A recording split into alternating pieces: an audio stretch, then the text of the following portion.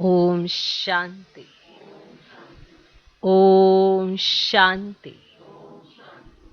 आज की तारीख है 13 मई 2022।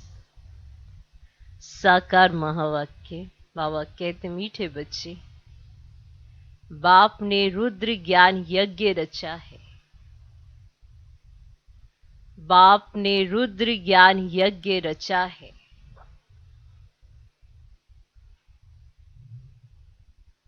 तुम ब्राह्मण इस यज्ञ की संभाल करने वाले हो।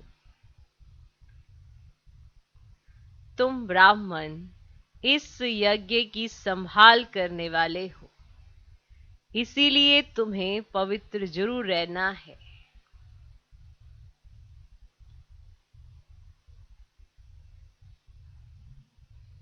बाप ने रुद्र ज्ञान यज्ञ रचा है। तुम ब्राह्मण इस यज्ञ की संभाल करने वाले हो, इसीलिए तुम्हें पवित्र जरूर रहना है। दो प्रश्न। पहला प्रश्न है, अंत समय में बाप किन बच्चों को सहायता देते हैं? अंत समय में बाप किन बच्चों को सहायता देते हैं?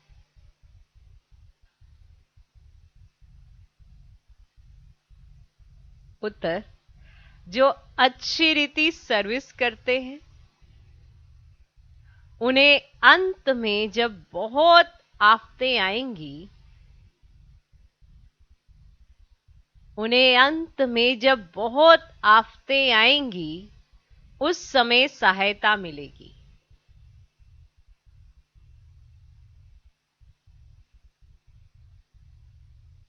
जो अच्छी रीति सर्विस करते हैं, उन्हें अंत में जब बहुत आफतें आएंगी, उस समय सहायता मिलेगी। जरूर जो बाप के मददगार बने, बाप उन्हें मदद करेंगे। जरूर जो बाप के मददगार बने, बाप उन्हें मदद करेंगे। ठीक। दूसरा प्रश्न, वंडरफुल मुखड़ा कौन सा है?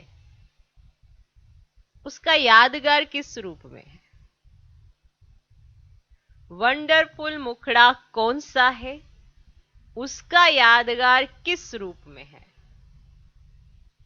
उत्तर, शिव बाबा जिसे अपना मुखड़ा नहीं, शिव बाबा जिसे अपना मुखड़ा नहीं, वे जब इस मुखड़े का आधार लेते हैं, तो यह हो जाता है वंडरफुल मुखड़ा। शिव बाबा जिसे अपना मुखड़ा नहीं, वे जब इस मुखड़े का आधार लेते हैं, तो यह हो जाता है वंडरफुल मुखड़ा। इसीलिए तुम बच्चे सम्मुख मुखड़ा देखने के लिए आते हो।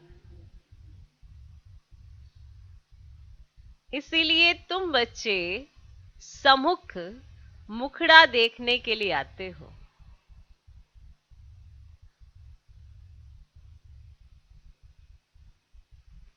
इसका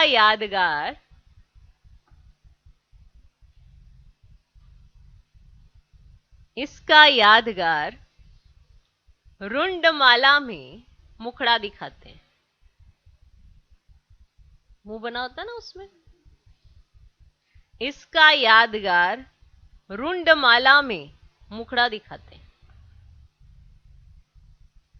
तो सबसे वंडरफुल मुखड़ा ही। ओके। तो वंडरफुल मुखड़ा कौन सा है? उसका यादगार किस रूप में है? उत्तर, शिव बाबा जिसे अपना मुखड़ा नहीं, वे जब इस मुखड़े का आधार लेते हैं, तो यह हो जाता है वंडरफुल मुखड़ा। इसीलिए तुम बच्चे सम्मुख मुखड़ा देखने के लिए आते हो। इसका यादगार रुंडमाला में मुखड़ा दिखाते हैं। सबसे वंडरफुल मुखड़ा ही। ओके। आज का गीत है, कितना मीठा कितना प्यारा। ओम शांति।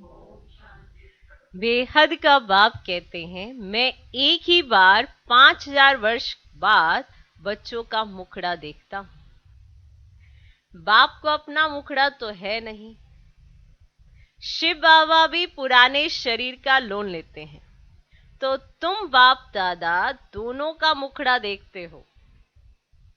तब कहते बाप दादा का याद प्यार स्वीकार हो।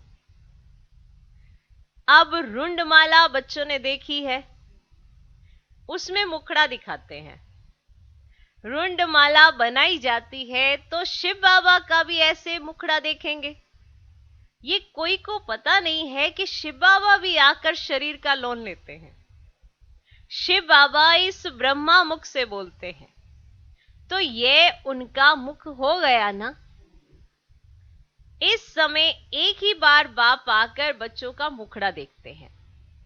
बच्चे जानते हैं शिव बाबा ने यह मुखड़ा किराए पर लोन लिया हुआ है।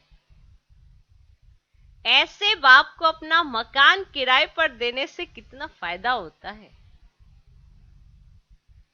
पहले पहले इनके कान सुनते हैं, भल फट से तुम सुनते हो, परंतु तो भी सबसे नजदीक इनके कान है। तुम्हारी आत्मा तो दूर बैठी है ना, दूर बैठी है ना। आत्मा कान द्वारा सुनेगी तो थोड़ा फर्क रहता है ना, ठीक है। अब बाबा जब बोलते हैं तो इनके कान फट से सुन लेते हैं, ठीक है। भले आप भी सुनते हो, परंतु आप थोड़ा दूर बैठे हो, ओके। तुम बच्चे यहां आते हो सम्मुख मुखड़ा देखने, किसका? बाप दादा का। अब यह है वंडरफुल मुखड़ा। पहले फील कर लो कितना वंडरफुल मुखड़ा। देख लो, ये देखो, ये भी देखो, है क्या है। शिवरात्रि मनाते हैं तो जरूर शिव बाबा जो निराकार है वे यहां आकर प्रवेश करते हैं। तो उनका भी ये भारत देश हुआ। भारत है अविनाशी परम पिता परमात्मा का बर्थ प्लेस, परंतु उनका बर्थ अन्य मनुष्य सदृश नहीं है। स्वयं कहते हैं मैं आकर इनमें प्रवेश करता हूं और फिर बच्चों को ज्ञान सुनाता हूं। और सभी आत्माओं को अपना अपना शरीर है ना। मेरा कोई शरीर नहीं है। शिव का हमेशा लिंग रूप दिखाएंगे। रुद्र यज्ञ जब रचते हैं तो मिट्टी के गोल गोल लिंग बनाते हैं, सालीग्राम छोटे छोटे बनाते हैं, शिवलिंग बड़ा बनाते हैं। और वास्तव में छोटे बड़े है ही नहीं, सिर्फ दिखाने के लिए वह बाप है वह बच्चे हैं। पूजा भी दोनों की अलग अलग करते हैं, समझते भी हैं कि वह शिव है और वह सालीग्राम है। ऐसे तो नहीं कहते सभी शिव ही शिव है। बताओ, जब बनाते हैं वो गोल गोल तो ऐसे तो नहीं कहते कि सब शिव ही शिव है, नहीं कहते ना। नहीं, शिवलिंग बड़ा बनाते हैं और सालीग्राम छोटे छोटे बनाते हैं सब बच्चे उनके साथ। बाबा ने समझाया इन सालीग्रामों की पूजा क्यों करते हैं। क्योंकि तुम सब आत्माएं हो ना, तुम इस शरीर के साथ भारत को श्रेष्ठाचारी बना रहे हो। शिव बाबा की श्रीमत सालीग्राम ले रहे हैं। ये भी ज्ञान यज्ञ रचा हुआ है रुद्र शिव बाबा का। शिव बाबा बोलते हैं, सालीग्राम भी बोलते हैं। सुना? आप कौन हो?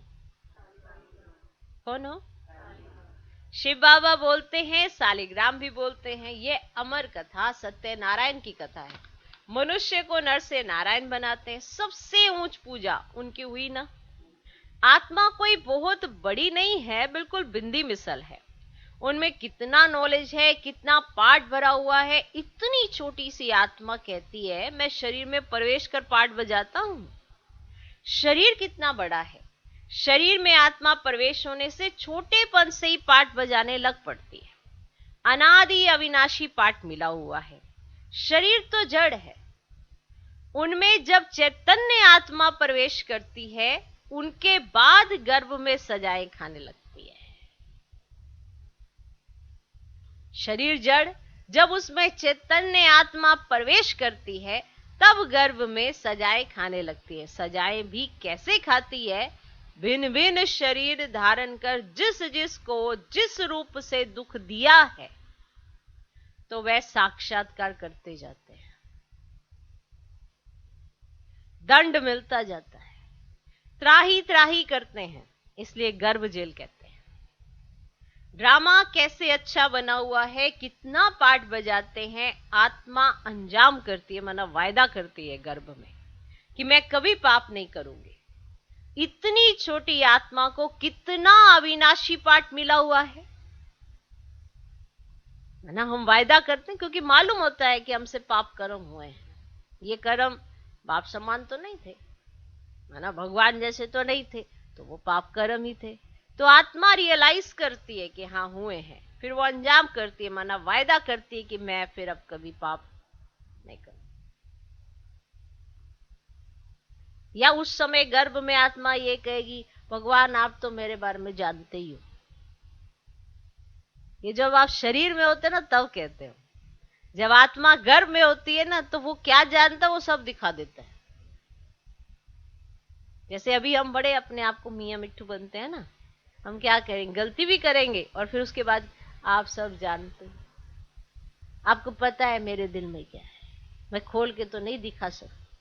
वो फिर गर्भ में दिखाएगा तुम्हें सब खोल के, और फिर जब वो दिखा रहा होता है ना तो ये बात नहीं आ पाती है क्या कि आप तो सब जानते हो। वो कहते भाई जानता हो, चलो तेरे को दिखाता हूं। उस समय आत्मा अंजाम करती है क्योंकि उसे स्पष्ट दिख रहा होता है कि ये पाप कर्म उससे हो रहा है। इसीलिए आज ही समझ जाएं, ऐसा ना हो कि फिर आगे जाके सजाएं खानी पड़े। जो रियलाइजेशन आप अभी कर सकते हो और अपने आप को चेंज कर सकते हो, वो वहां नहीं कर सकते। अभी चेंज कर सकते हो, आप आगे बढ़ सकते हो, परिवर्तन कर सकते हो अपने आप में, शरीर में हो ना।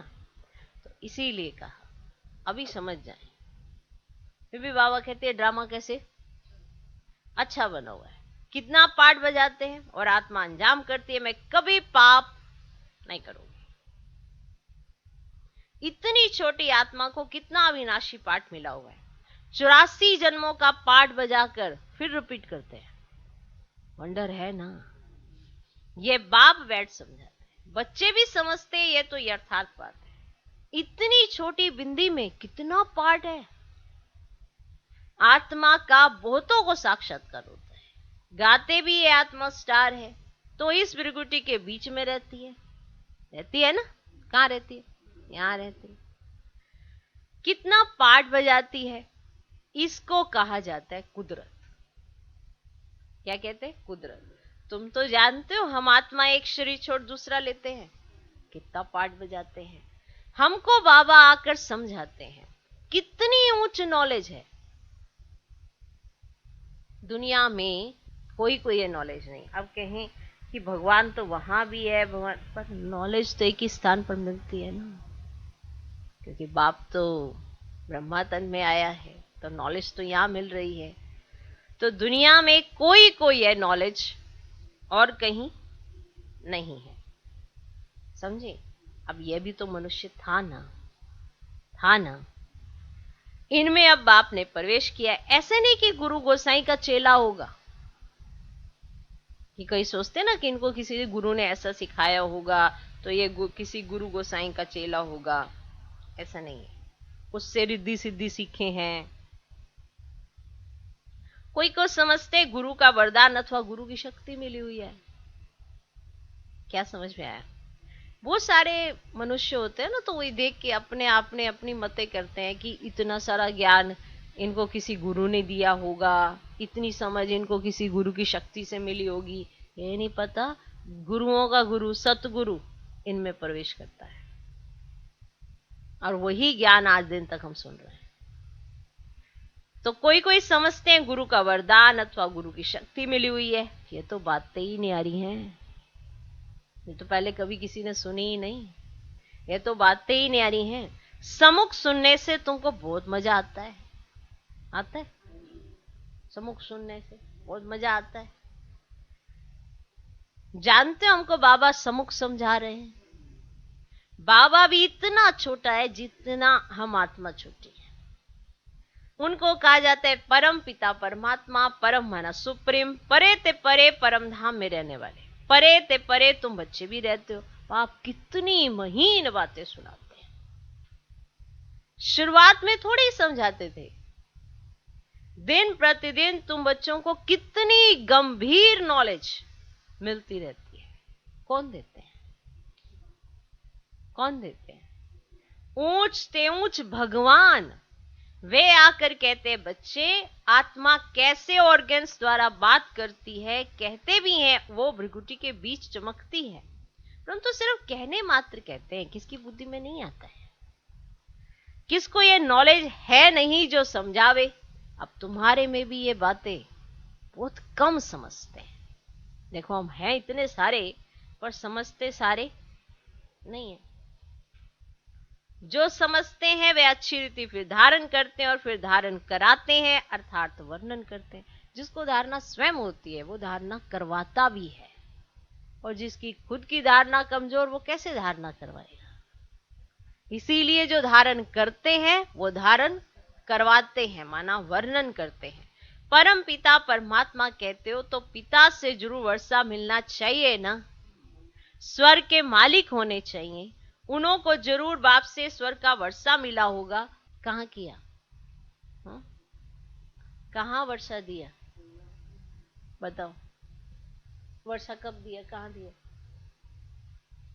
क्या सतयुग में दिया? जरूर पास्ट के कर्म हैं। अभी तुम कर्मों की थ्योरी को समझते हो, अभी समझ आ गई है ना। तुमको बाबा ऐसे कर्म सिखलाते हैं जिससे तुम ऐसे बन सकते हो। जब तुम ब्रह्मा मुख वंशावली बने हो तब शिव बाबा ब्रह्मा मुख से तुमको यह नॉलेज सुनाते हैं। कितना रात दिन का फर्क है, कितना घोर अंधियारा हो गया है। कोई भी बाप को जानते नहीं जिससे रोशनी मिले।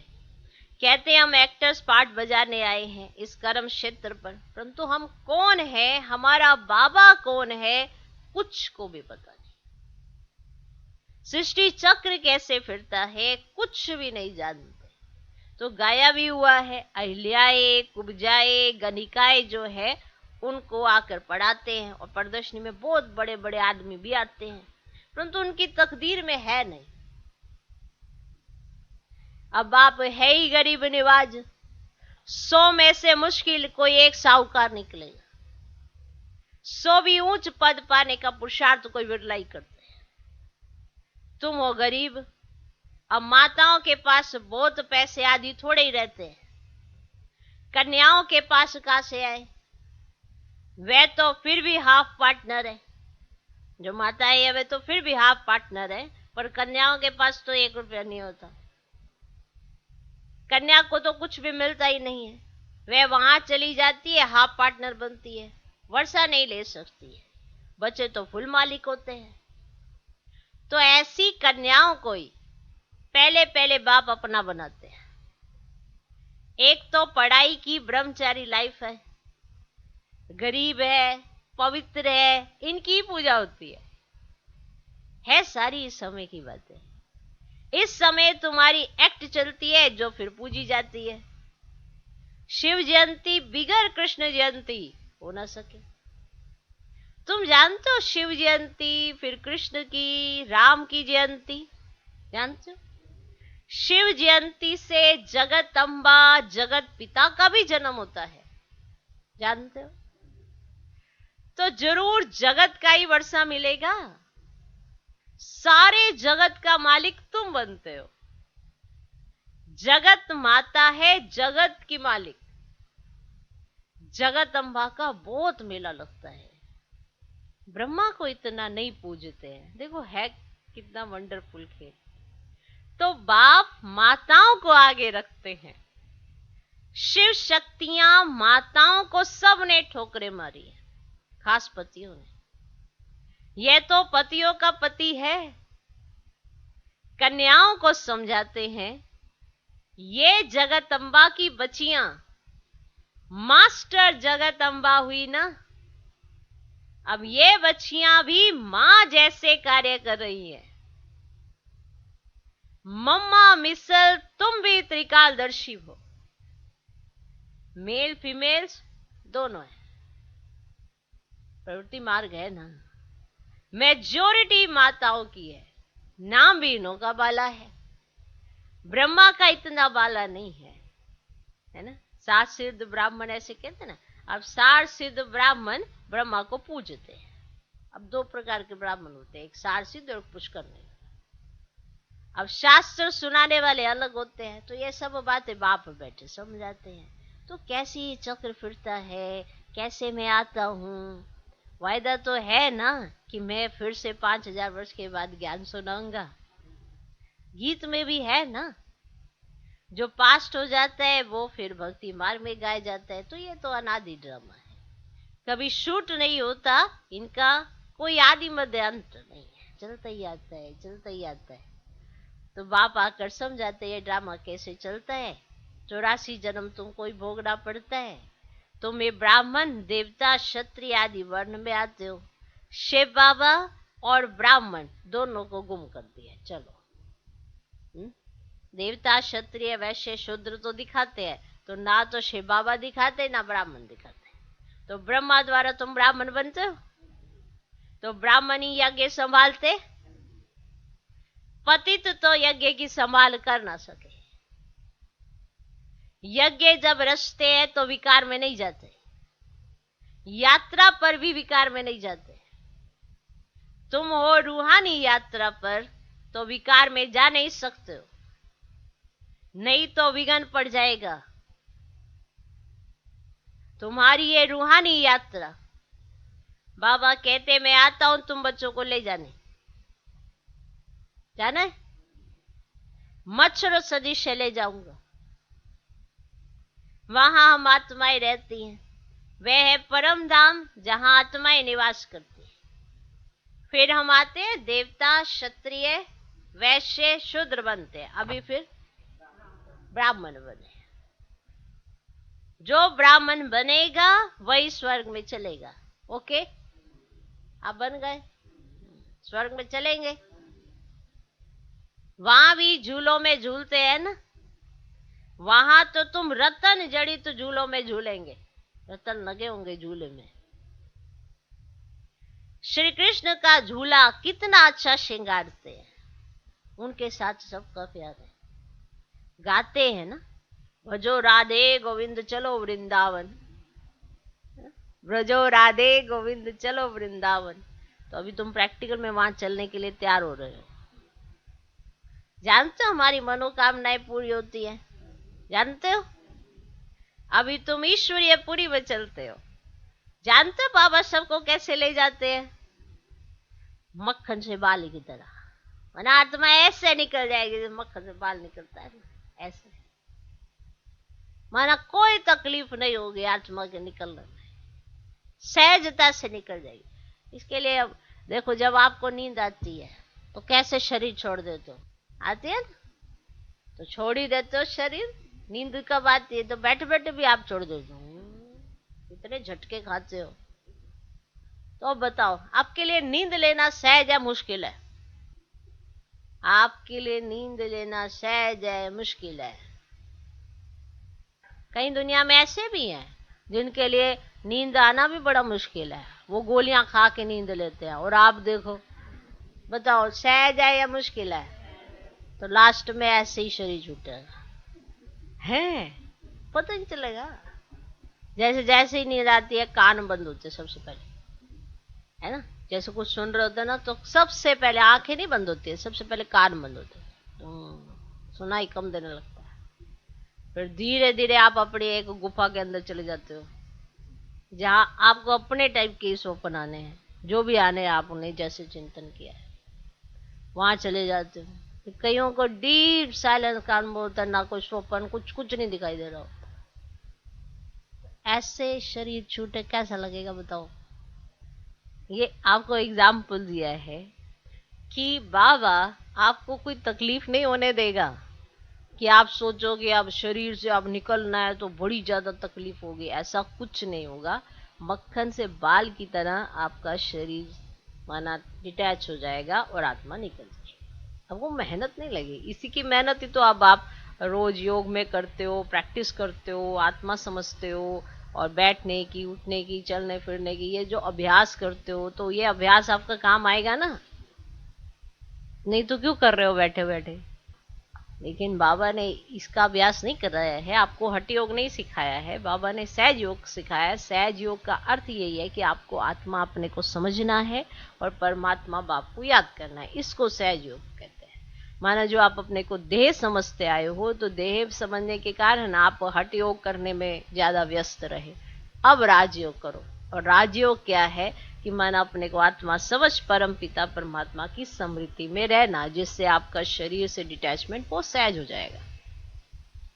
तो आपको मुश्किल नहीं लगेगी लास्ट में कि कोई ये सोचे बड़ा मुश्किल या कठिन वो वाला समय होगा। इसीलिए कहा अंत मते सुगते करने के लिए अभी आप ऐसा अभ्यास करते जाए और फिर वो नेचुरल हो जाएगा। नहीं कहते कि सहज राजयोग क्या होता है या नेचुरल क्या होता है। अब दादियों को देखते हो, महारथियों को देखते हो, उनकी सहज याद है, और जो नया नया कोई होता है उसकी बड़ी डिफिकल्ट उसको लगता है याद करना, क्योंकि उसके पास अपने बहुत सारे हिसाब किताब है, बहुत सारा उसकी बुद्धि कहीं ना कहीं अटकी हुई है, तो वहां से उसको निकालना बड़ा मुश्किल हो जाता है। तो बैठा तो है पर वो दुखार होकर बैठा है, फरियादी बनकर बैठा है। एक बच्चा बनकर बैठना, एक बाबा के सामने फरियादी बनकर बैठना, अंतर है बहुत बड़ा। एक बच्चा बन के बैठना तो आप नेचुरल उसी स्मृति में रहोगे जैसा बाबा ने आपको पाठ पढ़ाया है। और अगर फरियादी बनकर बैठते हो तो हमेशा ये ऐसा क्यों हो रहा है बाबा मेरे साथ, वैसा क्यों हो रहा है, ऐसा क्यों हो रहा, वो क्यों हो रहा, उसके पास बहुत सारी फरियादें होंगी, यानी बहुत सारी चीजें होंगी जिसको अभी उसने सॉर्ट आउट नहीं किया होगा, बहुत सारे उसके सवाल होंगे, वो पूरे नहीं हो पा रहे होंगे। तो वो बच्चा अभी नहीं बना है, वो फरियादी बन गया है। याद फरियादी भी कर रहा है, याद बच्चा भी कर रहा है, पर अंतर है दोनों की याद में। तो जो बच्चा समझकर अपने को आत्म अभिमानी स्थिति में लाएगा वो सदा खुश रह पाएगा, उसका नशा बढ़ता जाएगा, कम नहीं होगा। और जिसके पास कोई ना कोई बात है, कोई ना कोई इशू है, कोई ना कोई परिस्थिति है, तो वो मूंझा मूंझा रहेगा, क्योंकि जब तक उसकी परिस्थिति नहीं सॉर्ट आउट होती तब तक वो मूंझा ही रहेगी। वो भूल जाता है कि उसके अंग संग कौन है। ओके, तो बाबा कोई बच्चों को तकलीफ नहीं देते हैं। प्रैक्टिस प्रैक्टिस करो। बाप तुमको कोई भी तकलीफ नहीं देते हैं, कैसे सहज बादशाही देते हैं। बाप कहते हैं जहां चलना है उस अपनी कृष्णपुरी को याद करो। पहले पहले जरूर बाबा तुमको घर ले जाएगा, फिर वहां से भेज देंगे स्वर्ग में। अभी तुम श्री कृष्णपुरी में जा रहे हो वाया शांति धाम। जैसे वाया दिल्ली जाना होता है ना, वाया दिल्ली माने जाना है तो वाया वाया करके जाए, ऐसे तुमको क्या करना है, सुखधाम में जाना है, लेकिन वाया शांति धाम। माना वहां पे आपको थोड़ा सा होल्ड तो पड़ेगा, बनाए फिर थोड़ी देर ब्रेक लगेगी, फिर वापस आ जाओ। अब कितनी देर टिकते हो ये आपके अपने कर्मों के ऊपर डिपेंड करता है, कितना लंबा समय टिक लिए वहां पे। आपकी फ्लाइट इतनी वो डिले थी कि टिके ही रहे। नहीं, वंडरफुल है बाबा कैसे कैसे समझाते हैं।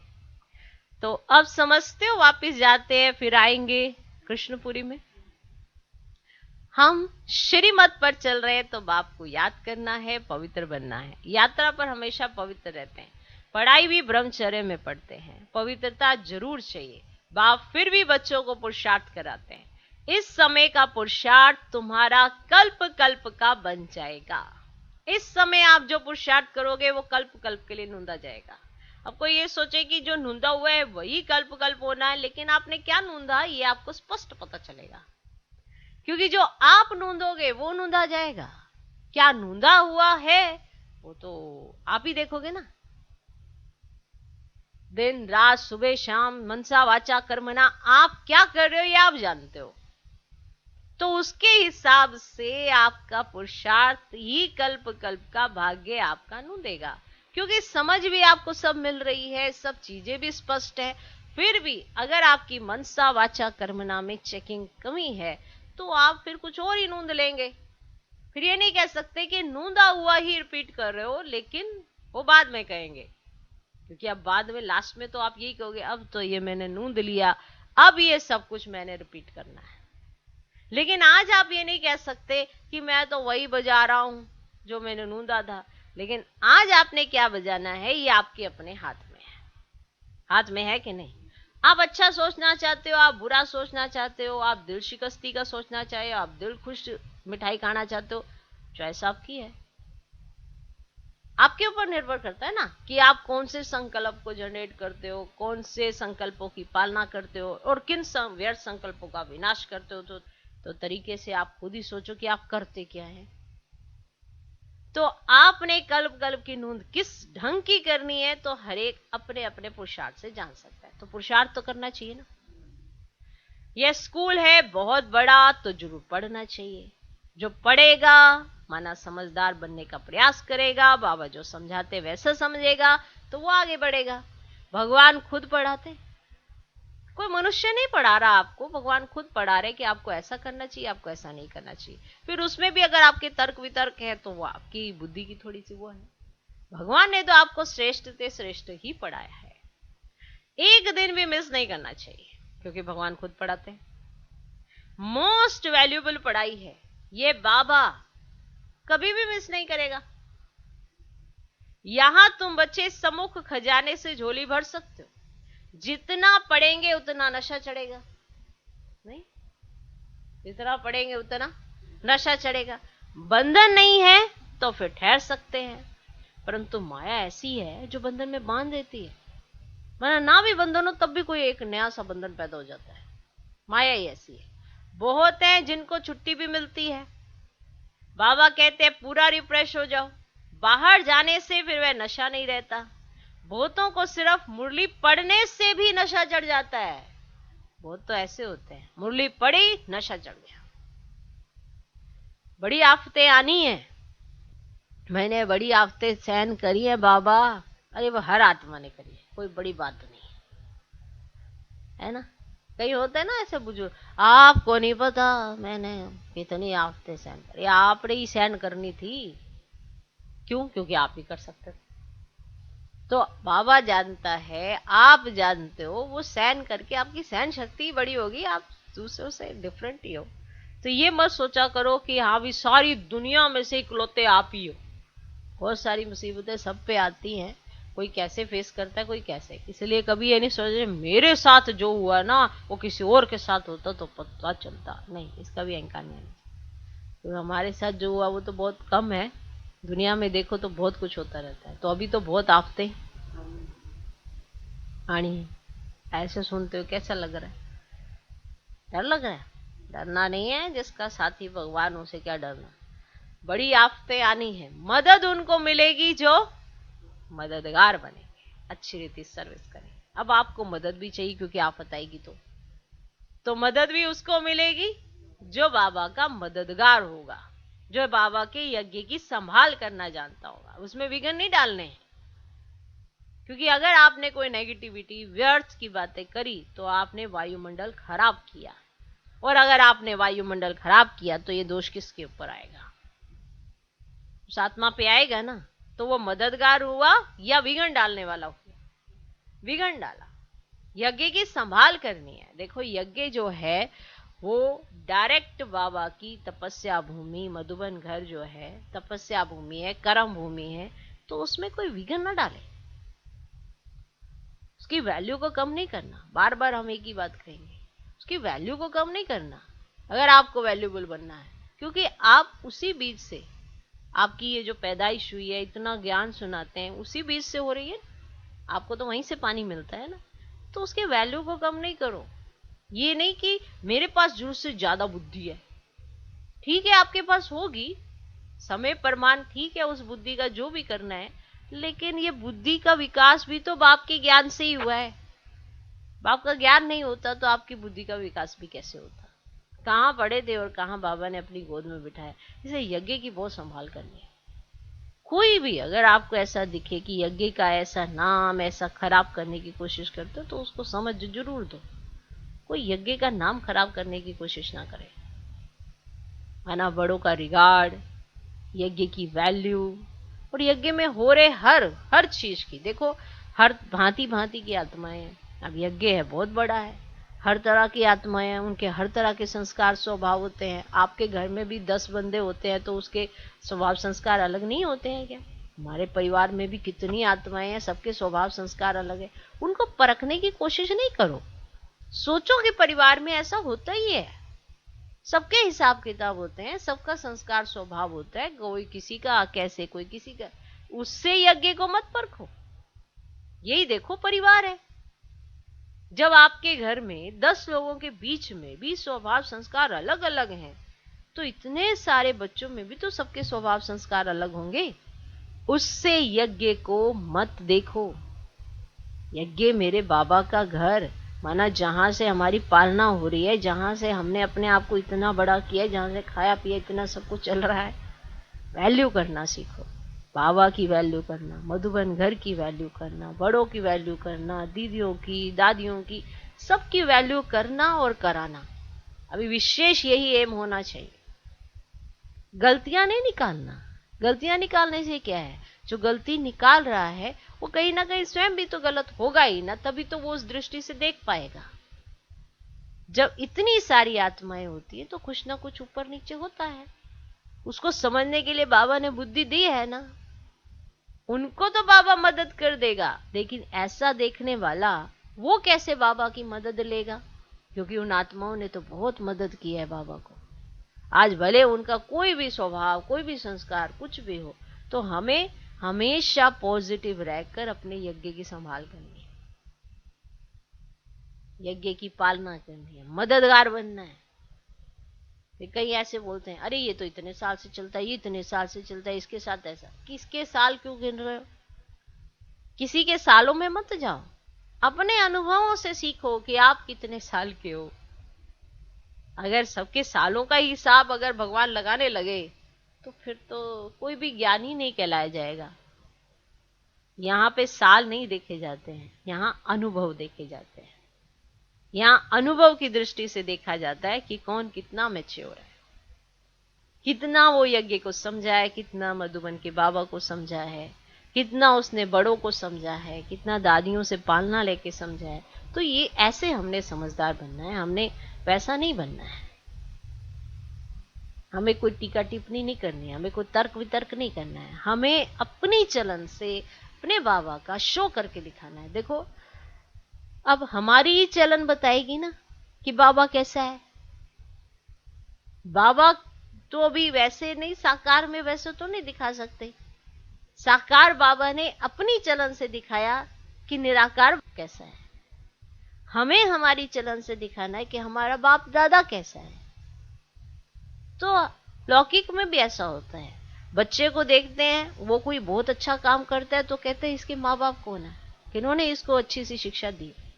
हमेशा ऐसे ही होता है। तो प्रत्यक्षता क्या है? प्रत्यक्षता है हमें हमारी चाल चलन से, अपने नाम से ये बताना है कि हमारे पीछे जो लगा है ना हमारा सरनेम, ब्रह्मा कुमार ब्रह्मा कुमारी, तो हमारा ब्रह्मा बाबा कैसा है, हमारा शिव बाबा कैसा है। तो दुनिया जानना चाहिए कि इनको ऐसा लायक बनाने वाला कौन है। ऐसे यज्ञ की संभाल कर, तो जो ऐसे मदद करते हैं उनका मददगार बाबा बनता है, जिन्होंने ऐसी मदद करी है।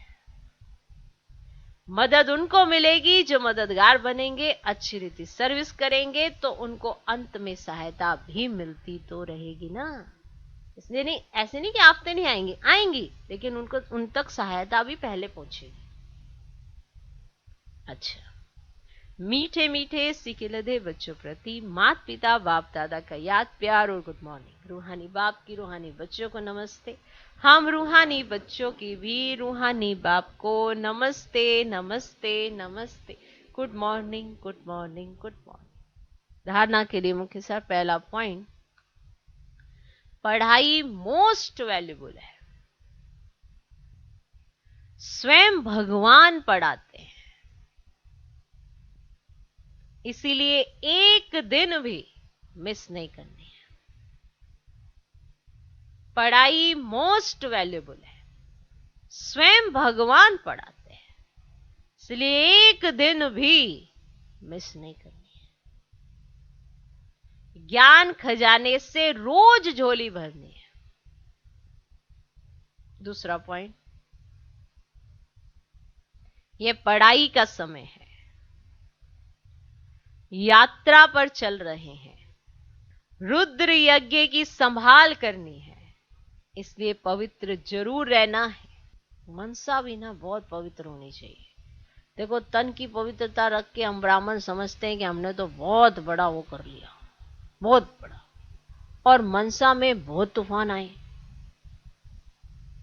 बहुत जरूरी है मनसा की पवित्रता। कोई सोचे कि विकारों के प्रति, लेकिन मनसा में अगर व्यर्थ, नेगेटिविटी, ईर्ष्या, द्वेष, घृणा, आपस में जेलसी, अलबेलापन, ये सब चीजें हैं ना, तो मनसा दूषित हो जाती है। और अगर मनसा दूषित हो गई तो पवित्रता कहां रही। तो बहुत ध्यान देना पड़ता है कि मेरी मनसा में उठने वाला संकल्प कैसा है। हर घड़ी अपनी मनसा में ये चेकिंग चलती रहनी चाहिए, कैसा है वो संकल्प। बाप समान है, जैसे मेरे बाबा को पसंद वैसे है। बाबा बार बार इसीलिए तो कहते हैं ना, आप अपनी मनसा देख लो, चेक कर लो, अपनी वाचा को देखो। कई बार हम अननेसेसरी कुछ भी बोलते चले जाते हैं, किसी के साथ कुछ भी ऐसे बातचीत करते रहेंगे और फिर सोचेंगे हमारे दिल में तो बाबा है। बताओ, जिसकी मनसा में अशुद्धता, व्यर्थ है और वाचा में इतना कटाक्ष है, इतना कड़वापन है, तो बाबा कहाँ है। दिल में बाबा रह नहीं पाएगा, क्योंकि दिल में अशुद्धता है और अशुद्ध जगह पर तो भगवान बैठता भी नहीं है। तो इसलिए बहुत खबरदारी रखनी है। ओके, रुद्र यज्ञ की संभाल करनी है, इसलिए पवित्र जरूर रहना है। किसी भी विकार के वश हो विघन नहीं डालना है। किसी भी विकार के वश हो विघन नहीं डालना है। माना आपकी वजह से यज्ञ में अगर वायुमंडल खराब हो रहा हो, कुछ भी ऐसे ऊपर नीचे चल रहा हो, तो ये आपने विघन डाल दिया। तो किसी भी विकार के वश हो विघन नहीं डालना है। आज का वरदान, भाग्य विधाता बाप द्वारा मिले हुए भाग्य को बांटने और बढ़ाने वाले, भाग्य विधाता बाप द्वारा मिले हुए भाग्य को बांटने और बढ़ाने वाले खुशनसीब भव। सबसे बड़ी खुशनसीबी यह है जो भाग्य विधाता बाप ने अपना बना लिया। बस इतनी सी बात याद रखो। लायक नहीं थे कि भगवान हमको एक भी नजर से देखे, उसने तो अपना ही बना लिया, उठा के गोद में बिठाया, गले से लगाया। बहुत बड़ी बात है।